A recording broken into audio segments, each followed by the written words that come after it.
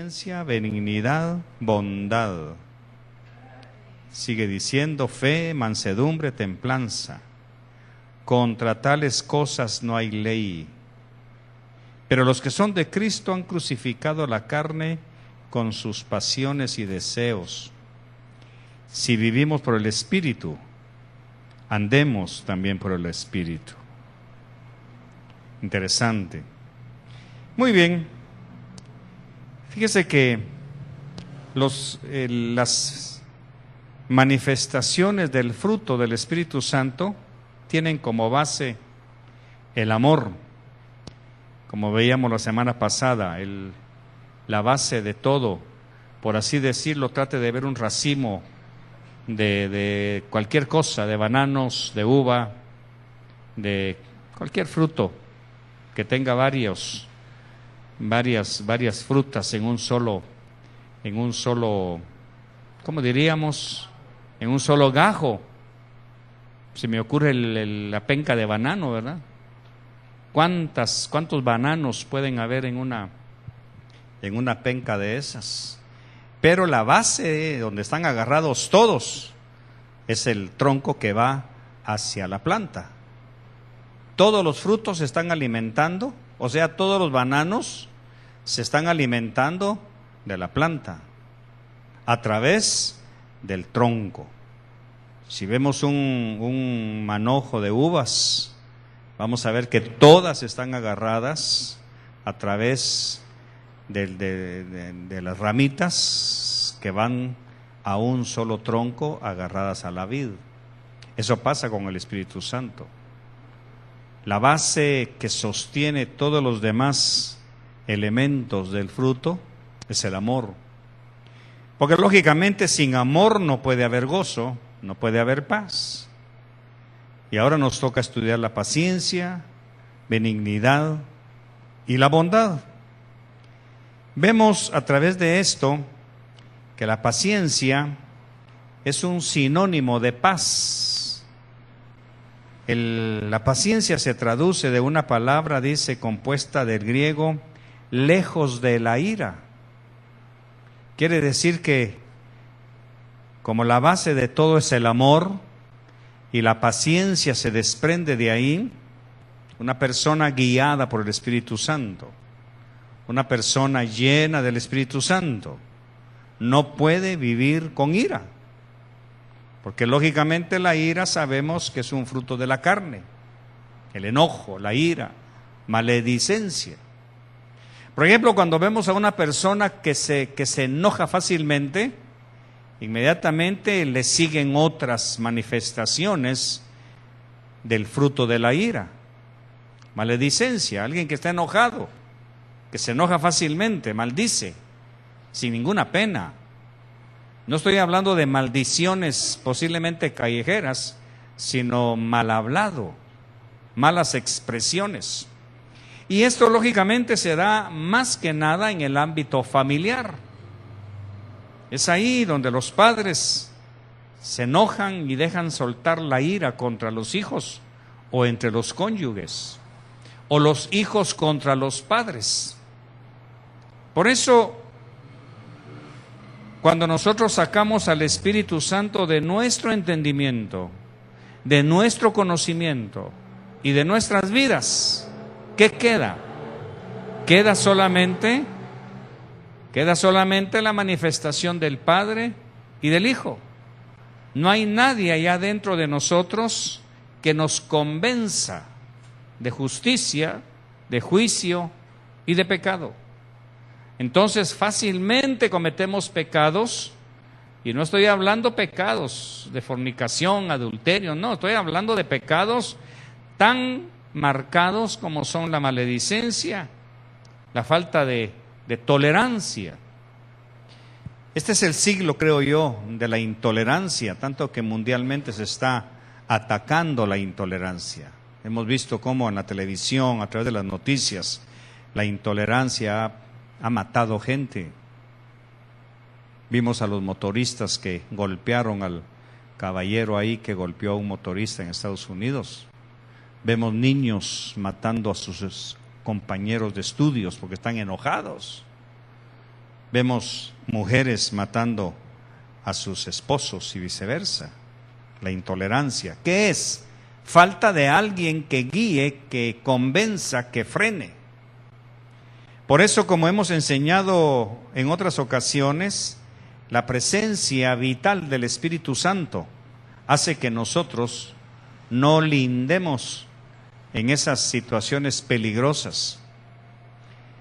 He estado presenciando y a través de las administraciones y de las visitas que hago, hay una tendencia ahorita en estos tiempos, quizá en este año, una tendencia a la pornografía. Imagínense, hombres y mujeres de Dios siendo arrastrados por la pornografía a través del internet, a través de telenovelas. Y eso está provocando una baja en la moral de los hogares. Porque lógicamente detrás de la pornografía, ¿qué viene? Vienen pensamientos impuros, vienen acciones. Porque lógicamente el cuerpo empieza a reaccionar lo que el alma le está pidiendo. Todo eso es parte de la falta de una comunión y relación personal con el Espíritu Santo. De manera que las personas, como dice Pablo, los que vivimos en el Espíritu, ¿qué dice? Andemos también en el Espíritu. ¿Y cómo hago para andar en el Espíritu? Ando así con los ojos estrellados, con las manos juntas, como que fuera monje. No, sencillamente manifestando. Por eso es que los frutos o el fruto del Espíritu Santo son manifestaciones físicas. Se tienen que notar en el cuerpo, en la acción, en el vocabulario, en mi conducta. No es algo esotérico, no es algo abstracto. Tiene que ser algo que se vea, que se palpe. Pablo dijo en una ocasión: lo que viste, oíste y aprendiste de mí, eso enseña. Entonces son cosas que nosotros tenemos que palpar, tenemos que ver. Un esposo cuya esposa es iracunda, se enciende rápido, como dicen aquí, de mecha corta, eso es falta de Espíritu Santo. No es aceptable en una persona, hombre o mujer, que ande diciendo que es de mecha corta. Eso no es ningún motivo de orgullo, a menos que sea carnal.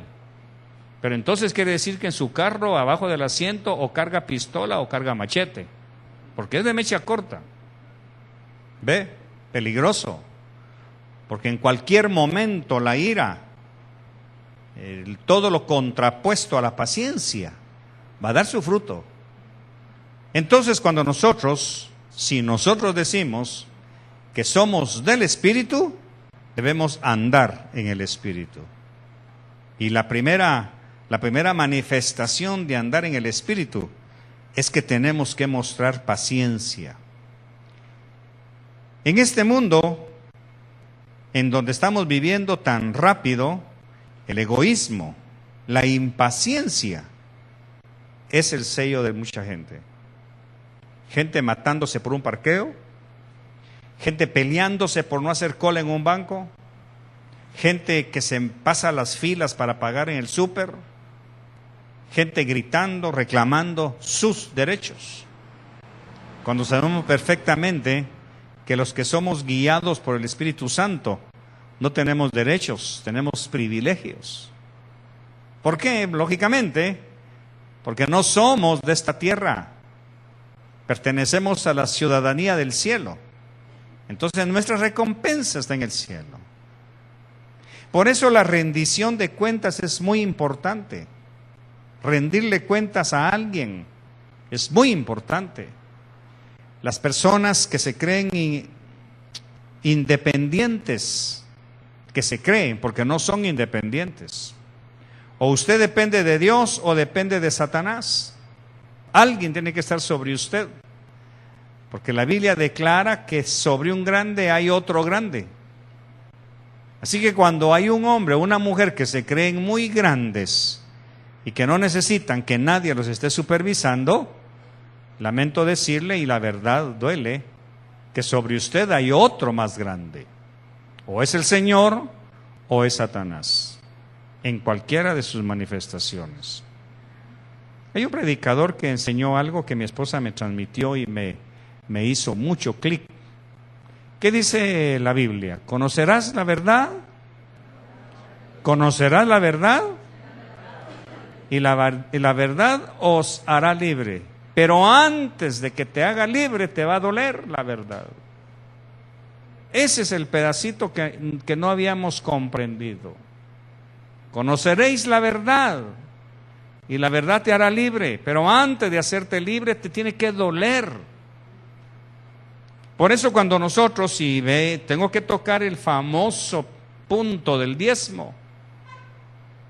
Si usted, mientras usted no sepa que al no diezmar usted es un ladrón, amén, mientras usted no lo sepa, usted va a seguir robando. Pablo dijo, si la ley no me dijera, no robarás, yo robaría. Pero la ley le dice a Pablo, no robarás, es la ley de Dios. En el momento en que llega ese conocimiento de no robar, ahora cualquier cosa, ya no solamente el diezmo, sino cualquier cosa, entonces seguiríamos siendo ladrones. Pero cuando viene esa verdad y yo permito que se haga vida en mí, lógicamente me voy a poner incómodo. Porque estoy conociendo, ¿qué? ¿Conoceréis? Una verdad. La verdad es que soy ladrón. Duele. Me enoja, me cae mal. Hay gente que se nos ha ido a la congregación por esta verdad. ¿Pero qué vamos a hacer? Porque duele esta verdad. Y lo peor de todo es que sin decirles nombre, se van diciendo que se les avergonzó diciéndole ladrón. Ahora dígame usted, ¿estoy diciendo su nombre? ¿Estoy mencionando apellidos? ¿Estoy señalando a alguien? Hay un letrerito ahí sobre usted, así como en las películas, ¿verdad? Que está una flechita, ¿verdad que no? Entonces, ¿quién lo está avergonzando? El pecado. El pecado. La palabra llega y lo hace sentir incómodo. Los que quieren ser libres, ¿qué tienen que aceptar entonces? Ahora sí, esa verdad.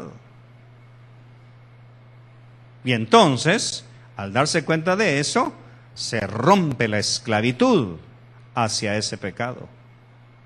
Entonces, ¿qué me libertó?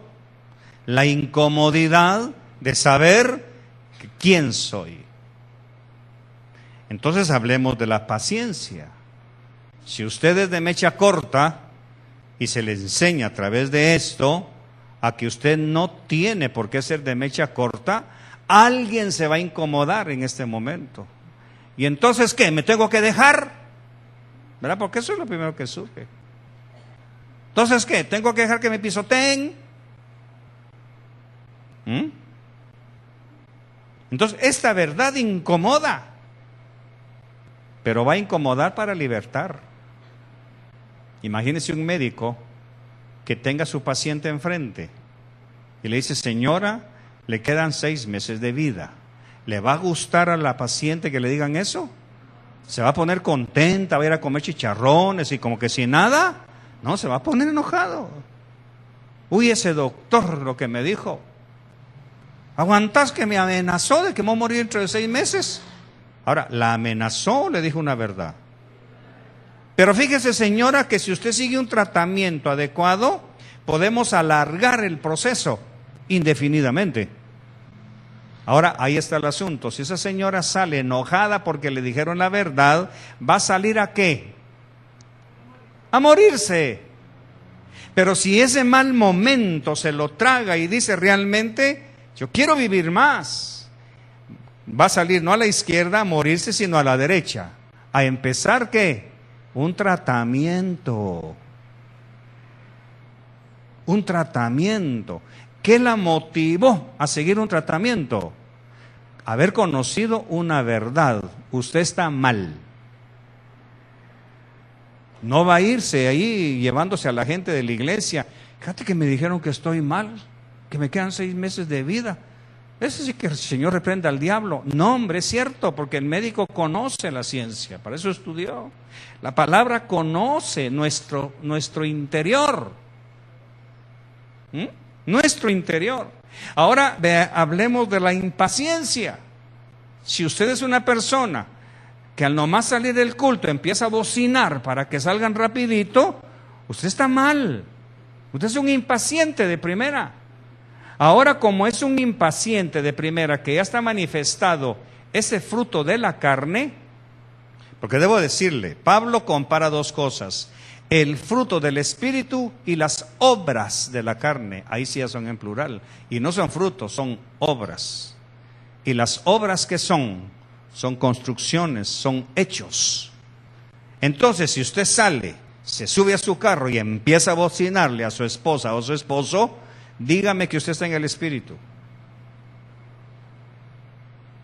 Gloria a Dios, pastor, yo estoy en el Espíritu, muéstremelo. No toque la bocina, sea paciente. Es que mi esposa sabe que donde vivimos es peligroso y además tenemos que ir a cenar. Shh, paciente. Pacientemente esperé en Jehová. ¿Y qué sigue? Y él oyó mi voz. Pero antes de eso, ¿qué tuve que poner yo? Paciencia. La paciencia, mis amados, es una manifestación de que yo estoy en el Espíritu. Amén, esposos. Yo sé lo que es el estómago vacío. El hambre es el peor enemigo del evangélico. No digo de la evangélica, no, del evangélico. Porque la mujer ya va en el camino pensando qué va a hacer de cenar. El hombre quiere llegar a la casa, hermano, rapidito, a quitarse los zapatos, a ponerse en chancletas. Y bueno, tengo hambre, ya, rapidito. Oiga la pregunta, ¿qué te gustaría cenar? ¿Con qué amabilidad? Lo que sea. Y ya está abriendo la refri y comiéndose un banano, un plátano, y ya está echando chispas. Ahora dígame, ¿que usted está lleno del Espíritu Santo? No, seamos sinceros, usted está lleno de carne, hermano. Puro chicharrón. Benignidad. La conducta de una persona que permanece en Cristo, lleno del Espíritu Santo, también se caracteriza por la benignidad. La benignidad es el sinónimo de amabilidad. Esta misma palabra aparece en Efesios 2:7. Por ahí lo vamos a ver, Efesios 2:7. Que en los siglos venideros, dice Pablo, podría mostrar las abundantes riquezas de su gracia en su benignidad o en su bondad para con nosotros en Cristo Jesús. O sea, esta es una manifestación del carácter de Cristo, la benignidad. Puesto que Cristo muestra su bondad para con nosotros y Él permanece en nosotros, vamos a pasar esta bondad a los demás en una conducta que está dirigida por el Espíritu Santo. Entonces, ser bondadosos, ¿cómo se manifiesta esta virtud? ¿Cómo se manifiesta? En dar. En dar. Una persona bondadosa no puede detener su mano. Yo me alegro muchísimo de tener una congregación muy bondadosa. Siempre se los he dicho. Ustedes son de un carácter generoso. ¿Cómo ha hecho el Señor para transformar a un pueblo que no estaba acostumbrado ni enseñado a dar y años después se convierten en unas personas y familias generosas, hermano? Esto es algo hermoso. Esto no lo hace hombre. Como dice la palabra, esto no es carne ni sangre. Esto es el fruto del Espíritu Santo. La bondad, hermano, es una manifestación de que Cristo vive en usted, de que el Espíritu Santo está en usted. Y el Espíritu Santo, lógicamente, es el motor que lo impulsa a ser bondadoso. Por eso, entre las manifestaciones del fruto del Espíritu Santo, Pablo pone la bondad. Y recuerde que Pablo vivió de mucha bondad, él experimentó la bondad de los corintios, de los tesalonicenses, de los efesios, de los otros, aquellos, una iglesia chiquita, ¿cómo se llama? Bueno, filipenses. Hermanos, es gente muy bondadosa. Entonces Pablo estudió todo eso y se dio cuenta, esta gente está llena del Espíritu Santo. Por eso es que es imposible que nosotros podamos decir que estamos llenos y que andamos en el Espíritu si no somos bondadosos. Por eso todo esto debe servir para que usted se examine y pueda ver sus áreas.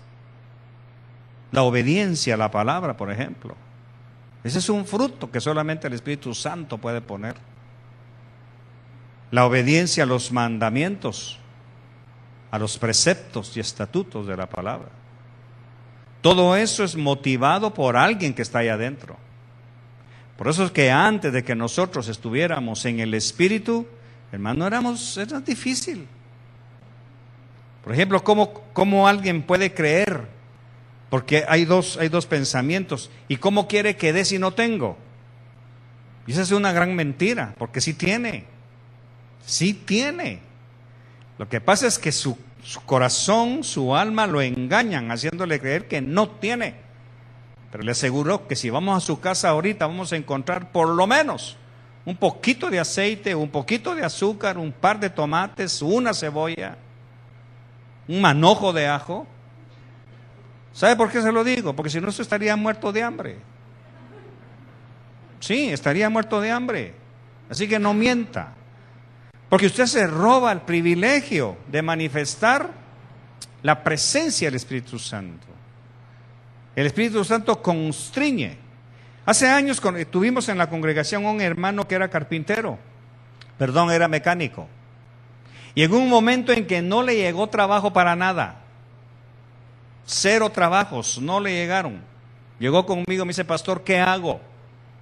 Estamos en una lipidia horrible porque no me llegan trabajos. Muy bien, ¿qué sabes hacer? El Señor me guió al consejo que le dio el profeta a la viuda. ¿Qué tienes en tu casa? ¿Qué sabes hacer? Bueno, pues arreglar carros. Pregunta en la congregación quién necesita un cambio de aceite o un pequeño arreglo en su vehículo. Siémbrate. Este es un concepto que casi nadie conoce o casi nadie quiere manejar. No tengo dinero, pero ¿qué sé hacer? ¿Qué tengo en casa? Bueno, pues tengo mis alicates, tengo mis copas y toda la cuestión para arreglar carros. Pregunta quién necesita un pequeño arreglo. Y el hermano siguió el consejo, empezó y al poquito tiempo le empezó a llegar trabajo. ¿Por qué? Hay un principio en la Biblia. Todo lo que el hombre siembre, eso segará. Entonces usted no me puede decir que no tiene. Lo que pasa es que a usted no ha querido permitir que la palabra penetre y que el Espíritu Santo se vivifique, por así decirlo. No estoy hablando de que Él no esté vivo, sino que como encender la chispa de la fe a través de la palabra. Por eso es importante oír palabra, porque la palabra produce la fe que necesitamos para ser sanos, para ser prósperos. ¿De dónde voy a sacar yo conocer que el deseo de Dios es que yo sea próspero? ¿De dónde lo voy a sacar? De oír lo que Él dice en 3 de Juan. Amado, yo deseo que seas prosperado en todas las cosas y que tengas salud. Primero, como prospera, ahí está el problema.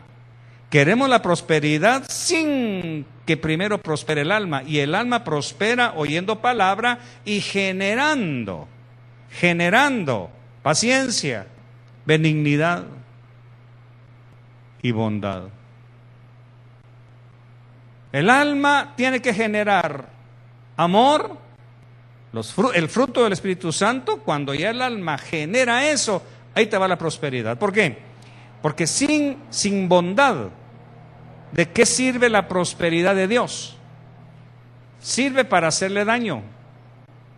para que usted se vuelva un acumulador.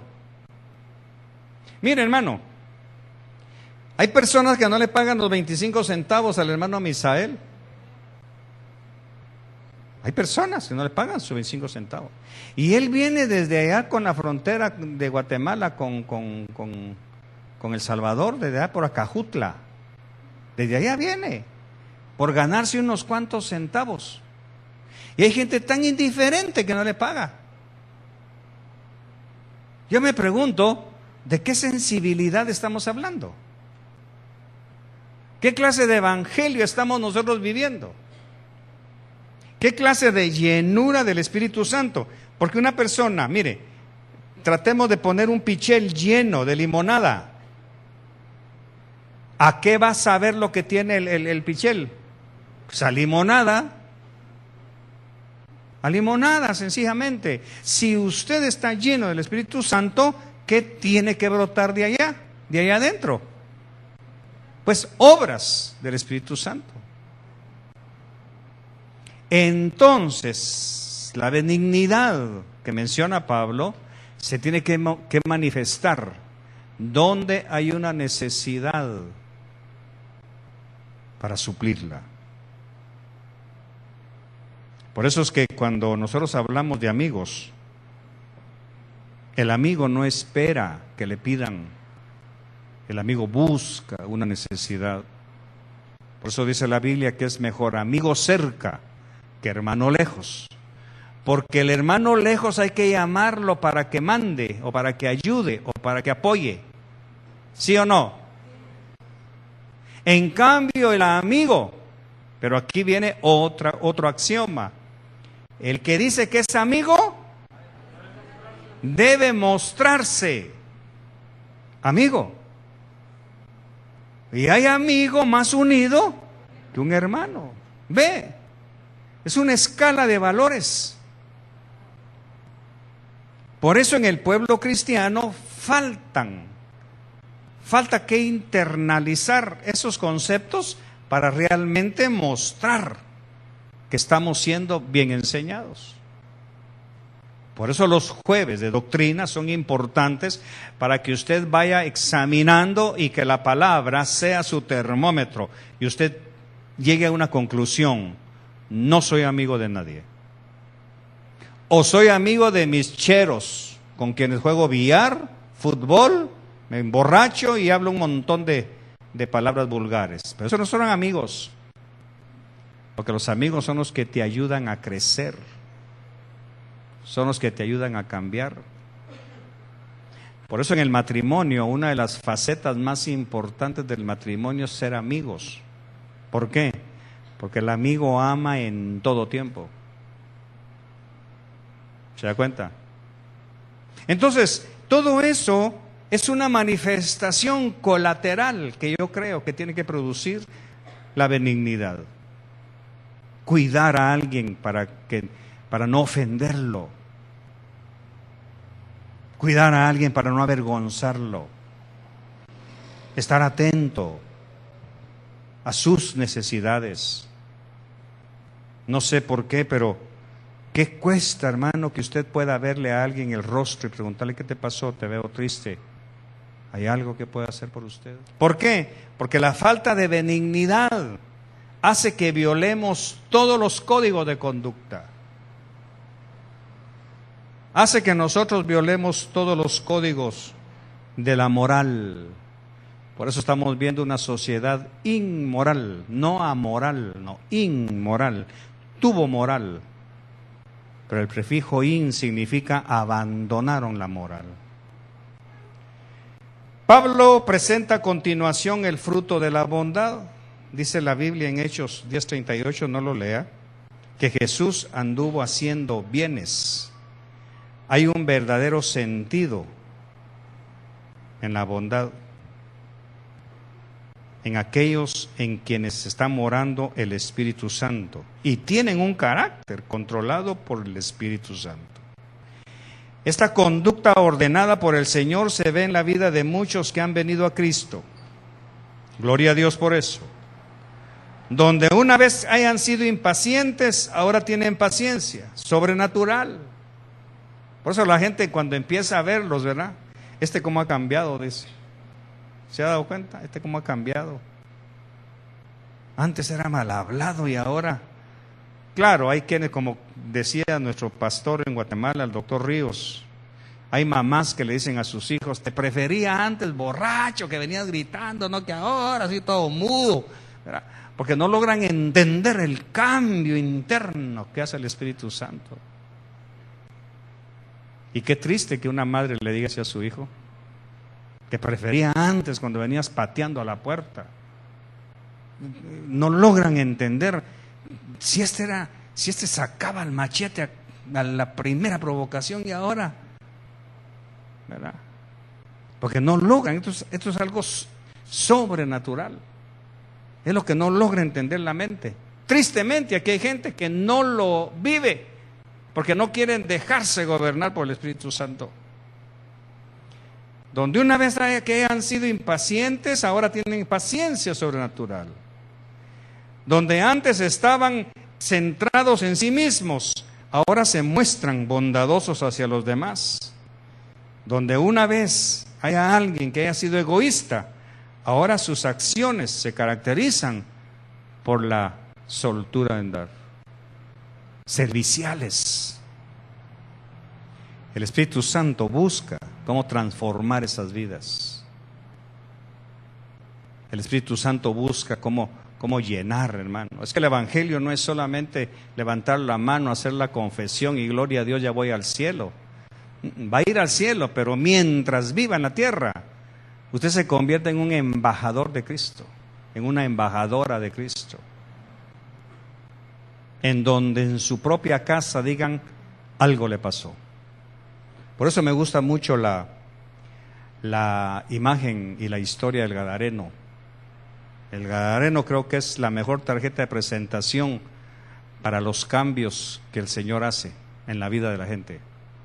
Donde había un endemoniado, hermano, que se pegaba contra las piedras, se golpeaba él solo, comía basura, se sangraba, rompía las cadenas. Imagina cómo mantenía las muñecas ese hombre, su aspecto. Trate de verlo. Ese es un espectáculo horrendo. Y de repente aparece peinado, bañado, en su cabal juicio, dice la Biblia. De repente aparece con una mirada totalmente diferente. Y entonces, lógicamente, Jesús, que necesita a alguien que vaya a donde no lo dejan ir a él, y le dice, anda a tu casa. No le dijo, anda al campo de fútbol donde estaban tus amigotes, no, anda a tu casa. Ahí está tu esposa, están tus hijos, ahí está tu familia, que necesitan ver que aquel hombre iracundo, aquel hombre que llegaba pateando, aquel hombre que llegaba insultando, aquella mujer que intolerante, ahora es una seda. Anda a tu casa. Entonces, el fruto del Espíritu Santo, primeramente, hay que vivirlo en la casa. Y de ahí se va a refractar hacia todos los demás ambientes que nosotros tengamos. Entonces, mis queridos hermanos, si usted padece de mal carácter o de mal temperamento, usted sabe que la palabra temperamento se deriva temperatura. Si su temperamento agarra fuego rápido, usted necesita una buena inmersión en el Espíritu Santo. Y yo le tengo la clave. Espíritu Santo, sé Señor de mi vida. Gobierna. Yo no crea que, y no me pongo de ejemplo no porque sea un paradigma, sino porque yo tengo que enseñarle lo que yo vivo. Yo digo, Espíritu Santo, sé Señor de esta miseria humana.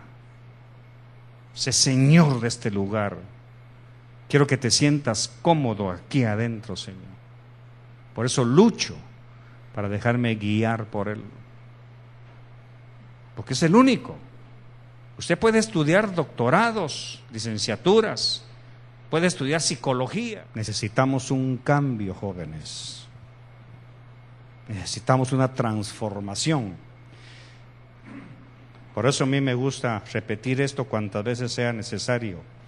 El Evangelio no es información, mi querida iglesia. El Evangelio no es información, es transformación.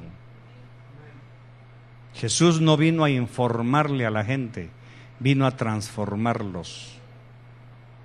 Cuando llamó a los apóstoles, no les dijo, vénganse.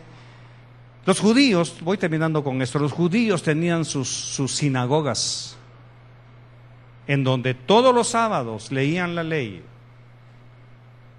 Por eso Pablo lo menciona. Y alguien por ahí escribió a Jesús, cuando dinos, ¿tú eres el Cristo? ¿Eres el Cristo? Y dice, pregúntenle a Moisés. Moisés tiene quien lo predique todos los sábados en la sinagoga. Pregúntenle a Moisés si yo soy o no. Porque lógicamente los judíos tenían un conocimiento de la Torá, de los 5 libros de la Biblia, que conocían al dedillo las comas, las tildes de la Escritura, pero no conocían el espíritu de la palabra. Entonces aparece un maestro, un rabino, que va a la orilla del mar y le dice, Pedro, se imagina Pedro, hermano, un lenguaje de pescador, con todo respeto. Sí. Un lenguaje profano. ¿Y de dónde lo saco?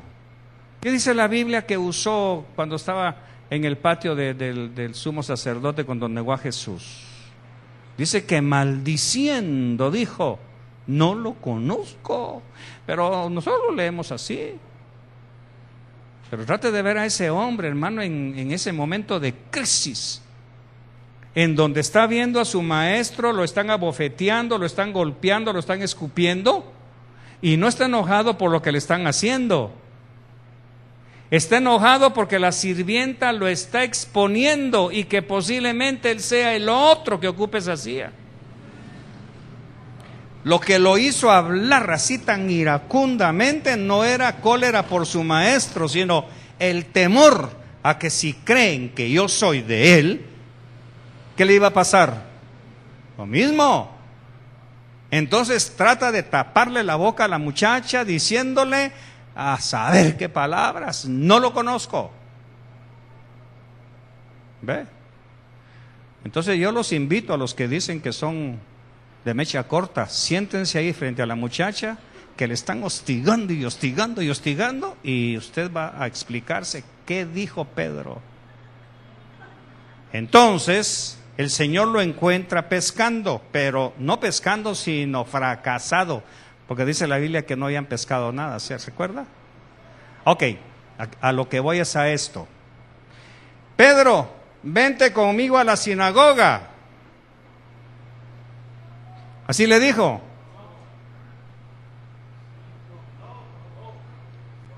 No, si de eso Pedro está chino. Sí. Tanto que Pablo después le llama la atención, que era judío 100%. Cuando el Señor le presenta el manto con comida, dice, yo nunca he comido nada inmundo. Así que Pedro es judío de cepa. Entonces Jesús no le dijo, vente Pedro, vamos a la sinagoga a darte información, porque de eso estoy hablando. Le dijo, sígueme. Ahí está el asunto. Este es el evangelio que no se predica. Es donde el pastor es incapaz de decirle a su congregación, síganme. Es donde los líderes son incapaces de decirle a uno de ustedes, quiero que me acompañes al volcán, que me veas manejar, que me veas actuar, que me veas predicar, que me veas cómo me conduzco ante la gente. Sígueme. Esto es lo que no hacen los pastores. Es, vayan al seminario. ¿Sí o no? Dejen, no está temblando, sino que es el aire. Hasta el ambiente se cimbró, ¿verdad? Jesús no les dijo, vayan al seminario, inscríbanse, saquen tantas materias. No, síganme. Y eso es lo que ustedes tienen que hacer. Y es mi obligación hacerlo, mis queridos. Para que yo pueda tener la libertad de preguntarles, ¿les he enseñado yo eso? y ustedes tengan la calidad civil y moral de decirme, no, pastor, usted no me ha enseñado eso. Entonces la siguiente pregunta que te voy a hacer es, ¿y quién te lo enseñó? ¿Ve? Eso es lo que usted como pastor tiene que hacer con su familia y en su congregación. Síganme. Véanme comer, véanme hablar, véanme caminar, véanme manejar.